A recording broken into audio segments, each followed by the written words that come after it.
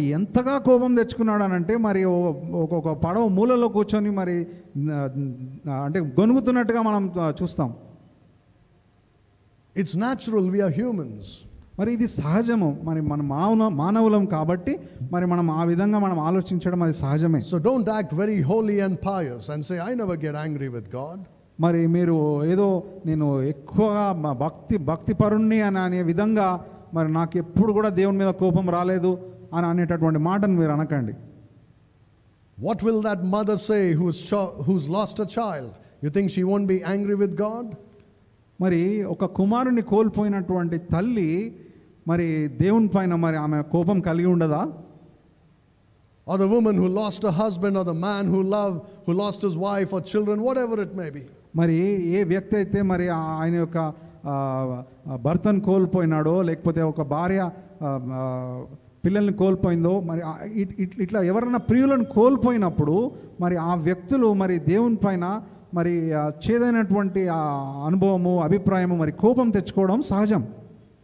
Or if you need something very urgently, you think you need it urgently and God doesn't give it to you, you get angry with God. మరి మీకు ఏదో ఒక విషయము మరి చాలా అర్జెంటుగా కావాలి, మరి అప్పుడే కావాలి, మరి అది దేవుడు అనుగ్రహించినప్పుడు మరి మీరు దేవుని పైన మరి కోపాన్ని మరి మీరు కలిగి ఉంటారు. What about that Christian who wanted to do something for the Lord and he gets cancer?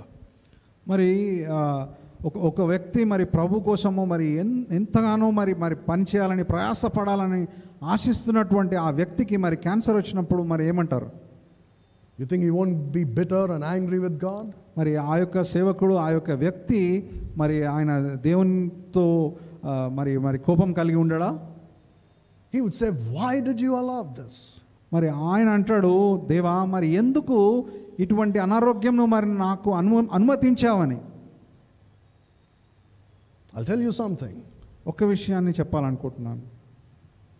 Because you love him.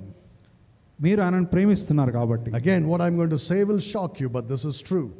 మరి నేను చెప్పేటటువంటి విషయము మరి మీకు ఆశ్చర్యానికి గురి చేస్తుంది, అయినప్పటికీ మరి ఈ మాటను చెప్పనివ్వండి. And it's good for you. మరి ఈ విషయము మీకు మంచిది.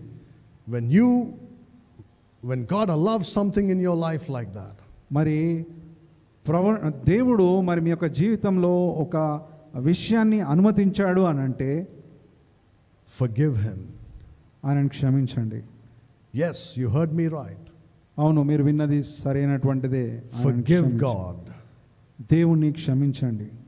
You say blasphemy, what are you talking about? మరి మీరు అనవచ్చు, ఇది దేవదూషణ అయి ఉంది, ఏం మాట్లాడుతున్నావు నువ్వు అని. You don't talk about it, but you experience all these things in your life. మరి మీరు ఈ విషయాలను మీరు మాట్లాడకపోవచ్చు, కానీ మీ యొక్క జీవితంలో మరి మీరు దీన్ని అనుభవిస్తూ ఉండవచ్చు.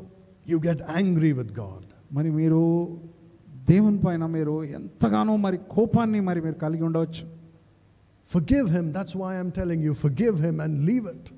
మరి ఆయనను మీరు క్షమించండి, క్షమించి ఆ యొక్క విషయాన్ని మీరు వదిలిపెట్టండి. Because nothing will change. ఎందుకనగా మరి ఏమే కానీ మరి మార్పు చెందదు.